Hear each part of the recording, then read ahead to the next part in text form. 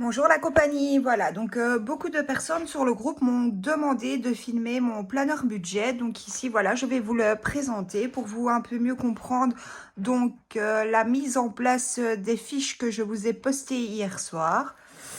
Donc voilà, ici donc mon classeur A5 est un Love Ducky, donc que j'ai acheté sur Vinted en seconde main. Il est vraiment très bien, donc c'est un classeur A5 que l'on peut refermer. On a de nombreuses pochettes, donc on peut mettre différentes choses. Moi ici, ben, je mets un peu les bons de réduction, mes papiers, voilà. Alors, donc ici, on va retrouver donc ma page de garde.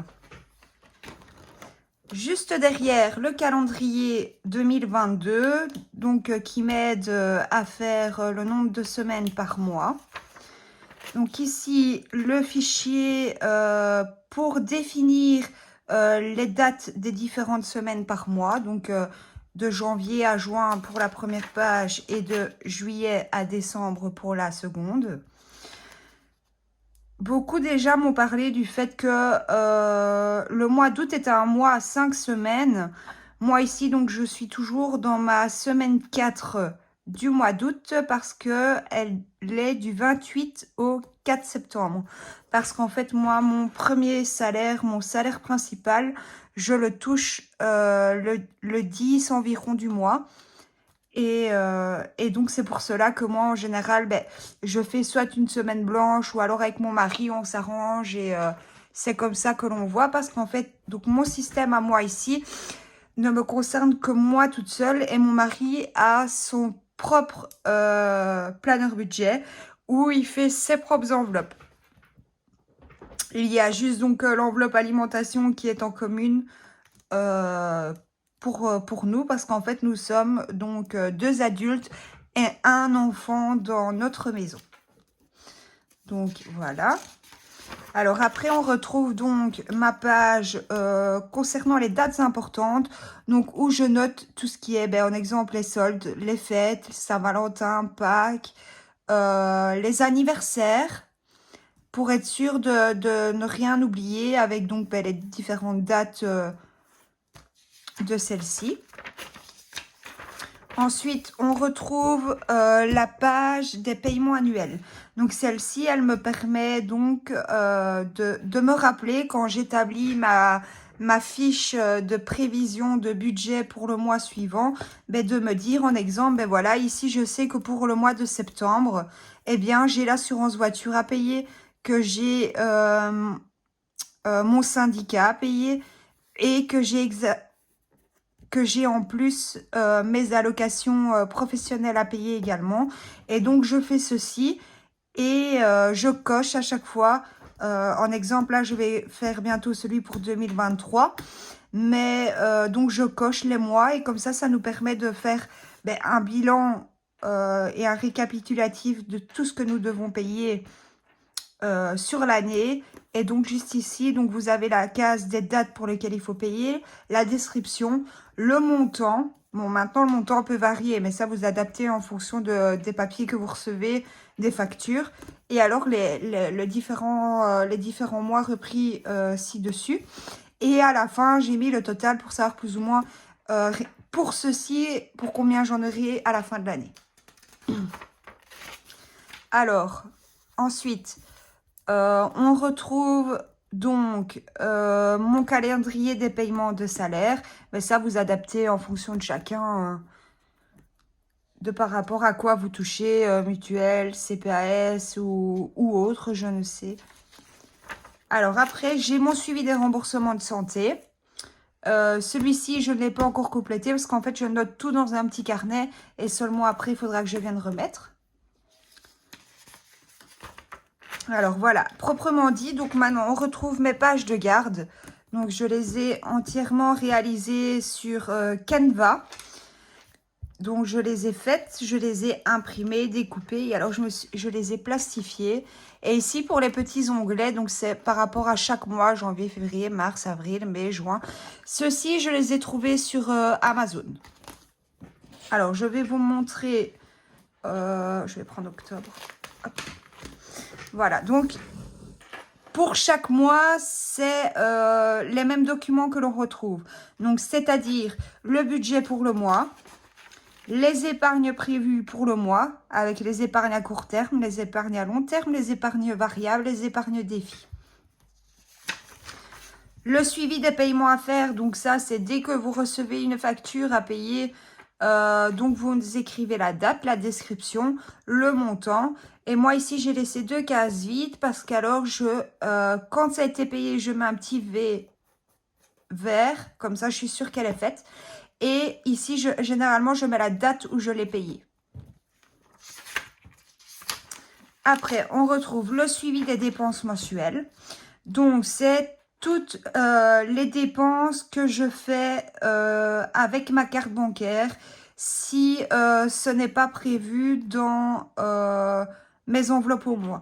Donc, c'est-à-dire eh bien, que je prends donc mon compte, je fais le relevé de tout ce que j'ai payé. Si c'est de l'argent que je reçois dans mon temps, je l'écris en vert. Si c'est de l'argent de quelque chose que j'ai payé, je l'écris en rouge.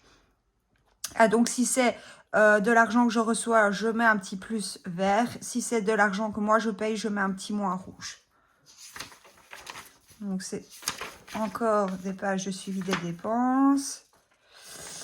Alors, après ceci, voilà. Donc, on retrouve la fiche pour moi, comment dire, pouvoir établir donc les enveloppes du mois. Donc, je note mes enveloppes du mois, donc c'est de telle date à telle date. Alors, mon filofax, beaucoup m'ont demandé qu'est-ce qu'était un filofax. Donc, je vais vous dire qu'en fait, j'ai commencé par, voilà, donc par celui-ci. Donc, filofax que j'ai acheté sur Amazon également. Et alors, donc, il est composé de cette manière. Et alors, je me suis fait un petit mémo pour quand je vais faire mon prélèvement à la banque, pour moi pouvoir préparer mes enveloppes. Donc, il me faut autant de billets de 10 €, autant de billets de 50 ou autant de billets de 20. Alors, dans mon filofax, donc j'ai reçu avec donc des enveloppes zippées en A6, mais je trouvais que ça prenait trop de place.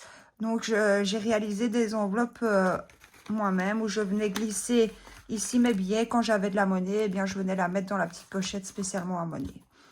Donc, dans mes enveloppes, voilà. Et j'ai utilisé pour ceci, donc, les trackers de Ecomom, qui est une très bonne chaîne YouTube que je suis encore d'ailleurs et que je suis depuis que j'ai commencé les enveloppes, donc c'est-à-dire il y a 1 an. Donc, ici, vous retrouvez donc les catégories de mon filofax que je viens de vous montrer. Et j'ai également un classeur épargne, donc où ici vous pouvez voir eh bien, mes épargnes et également j'ai des défis qui sont mélangés. Ça, il faudra que je modifie pour 2023. Mais pour moi, commencer, voilà, j'avais pris mon habitude comme ça et c'était très bien. Alors après, donc là, c'est les économies du mois. Donc, c'est en plus de la page juste avant que je viens de vous montrer. Donc, ça concerne le filofax. C'est-à-dire que moi, mon filofax, ou mon portefeuille, donc ça, c'était mon premier. Et ici, maintenant, je viens de me commander le filofax en taille A7, dont je viens de refaire les petites enveloppes. Grâce au superbe tuto de mes économies et défis, donc de Céline, qui était très bien expliqué. Et donc voilà, je les ai fait à ma sauce, mais au moins ça ne prend pas de place. Et vous pouvez voir qu'un billet de 10 € tient facilement dans l'enveloppe. Bon, pour les 20 € et les 50 €, eh bien, il faut les plier un petit peu, mais bon, c'est un détail. Et alors, je me suis gardé quand même une pochette zip pour les billets de 5 € et une pochette zip pour la monnaie si jamais je dois en recevoir. Et alors, cette petite pochette que l'on reçoit avec le filofax pour mettre mes tickets. Donc, celui-ci, c'est mon portefeuille que je fais à la semaine. Donc, je le vide tous les vendredis. Et quand je vide, donc, je note S1, voilà. dans l'enveloppe animaux, j'ai économisé autant. Beauté, S1, autant. Voilà, pour chaque catégorie. La semaine 2, eh bien, j'écris S2, j'ai économisé autant. Voilà, donc ça, je reprends comme ça. Après, les billets du mois. Donc ça, c'est pour faire ma répartition. Donc en exemple, animaux, eh bien, c'est sur 4 semaines. Je mets 10 € par semaine. Donc je sais qu'il me faut 4 fois 10 € pour animaux. Beauté, c'est 20 € par mois. Donc je sais que je peux prendre un billet de 20 €. Les courses, on en a pour 500 €. Mais je prévois dans les 500 €, 20 € de pièces pour nous pouvoir aller chercher les sandwichs de mon fils ou encore pour aller chercher le pain à la boulangerie. Donc voilà. Alors en ce qui concerne eh bien, les billets du mois pour les épargnes, donc ça ce sont mes épargnes personnelles, mais je sais qu'en exemple pour moi-même ou pour mon fils, je réalise une épargne de 600 € qui part sur nos comptes épargne tous les mois. Donc ça, je sais que voilà, en exemple, si je les retire parce que voilà, mon fils me dit non, maman, je veux pas les mettre en épargne, j'aimerais bien me faire plaisir et acheter ça, eh bien, je sais que lui, c'est 50 €, donc je retire 50 €.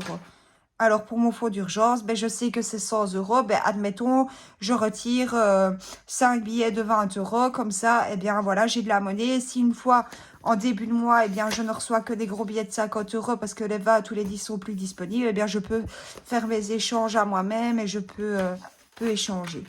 Donc, ici, c'est la fiche qui reprend donc tous les détails des billets. Et ensuite, j'ai créé un update de mes enveloppes épargne. Donc ici, vous voyez que ce sont mes enveloppes épargne prioritaires. C'est la première catégorie, donc c'est-à-dire mon fonds de secours, les impôts, mon épargne personnelle, l'épargne pour mon fils, pour prévoir pour lui dans le futur, l'achat de sa première voiture, etc. Une épargne santé, une épargne vétérinaire et une épargne voiture. Une fois que ces épargnes-là sont faites, ma deuxième catégorie, ce sera donc un fonds alimentaire, l'épargne pour un frigo si jamais notre frigo lâche, pour le lave-vaisselle, pour ma tague vitro, pour un aspirateur, pour un séchoir, donc voilà, pour un électroménager ou autre. Alors, après, ici, ce sont mes défis. Donc, en fait, je ne vous ai pas expliqué, mais la page ici, ça concerne quoi? Donc, vous retrouvez la catégorie des défis. Par rapport au mois précédent, donc ici, on arrive en septembre. Là, je vais clôturer le mois d'août. Donc, je vais noter, voilà, dans mon défi des samedis travaillés, admettons, j'ai 100 €. Eh bien, j'écris 100 €. Dimanche travaillé, j'ai 150 €. Pof, j'ai écrit 150 € ici. Alors, ça, c'est pour le mois d'août. Mais ici, nous sommes au mois de septembre. Nous arrivons au mois de septembre. Donc, c'est-à-dire que à la fin du mois, je vais donc, admettons, samedi travailler, je vais ajouter 50 €. Donc, j'avais 100 € plus les 50 €. Donc, à la fin du mois, je vais me retrouver avec les 150 €. Et dans la case ici, je vais ajouter plus 50 €. Maintenant, ceci, je peux vous le montrer par rapport au mois d'août parce que ça, c'était clôturé. Voilà. Donc, vous voyez en exemple ici, eh bien, donc fonds de secours, au mois de juillet, j'avais 200 €. Sur le mois d'août, j'ai ajouté 100 €, donc j'ai mis en vert plus 100. Donc, à la fin du mois, je me retrouve à 300. Donc, sur ma fiche du mois de septembre, à fin M1, je vais écrire 300. Et fin septembre, eh bien, j'écrirai la somme que j'ai mis en vert ici. Ici, le premier total, donc fin M1, donc c'est le total de la première colonne ici. Fin de mois, c'est le total de la colonne là. Donc, j'ai la différence. Donc, je sais que pour mes épargnes ici, j'ai ajouté plus 140 €. Alors, en exemple ici, donc ça, ce sont mes défis. Donc, toujours le même principe. J'écris le mois précédent, le solde du mois. Et puis, à la fin du mois, quand je clôture, j'écris le nouveau solde. Et alors, j'écris plus ou moins.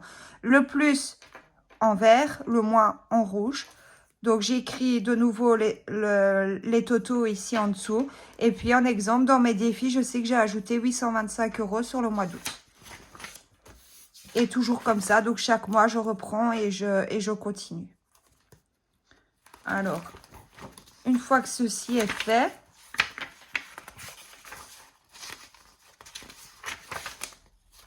Donc, voilà. Et alors ici, je vais reprendre par contre pour celles qui par hasard commencent la mise en place des enveloppes. Donc, sur le budget du mois, vous devez commencer par faire des catégories. Donc, c'est-à-dire, la première partie, c'est les revenus. Je vais prendre ma fiche de septembre, comme ça. Donc, pour moi, le tableau revenu, c'est la catégorie A. Donc, vous allez me dire, oui, mais c'est quoi la catégorie A? Eh bien, la catégorie A, c'est salaire numéro 1, en exemple, pour ma part.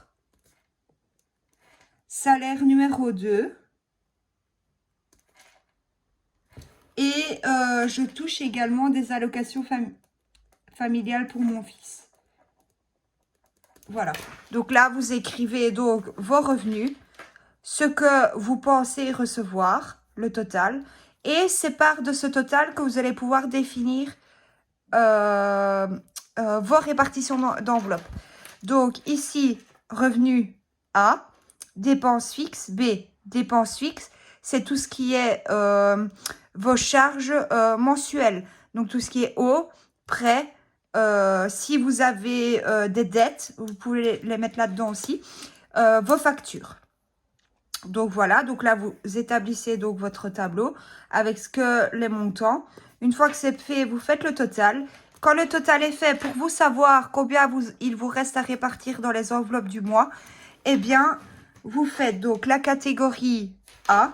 Donc moi, j'écris A moins B. Donc moins B, les dépenses fixes. Hop. Et voilà. Prévu. Donc, quand j'ai ceci, je note ici ce qui me reste. Enveloppe du mois, le même. Les catégories. Le total. Hop. Là, je mets AB moins C. Et voilà. Je sais qu'il me reste autant pour moi faire mes épargnes autres. Donc, qui est ceci. Cette fichier. Voilà. J'espère que j'ai été assez claire, que j'ai utilisé les bons mots pour vous comprendre. Si jamais vous avez des questions, n'hésitez pas. J'y répondrai avec plaisir. Et j'espère que mes fiches vont bien vous être utiles. Sur ce, je vous dis à très bientôt et de très bonnes épargnes, surtout à vous.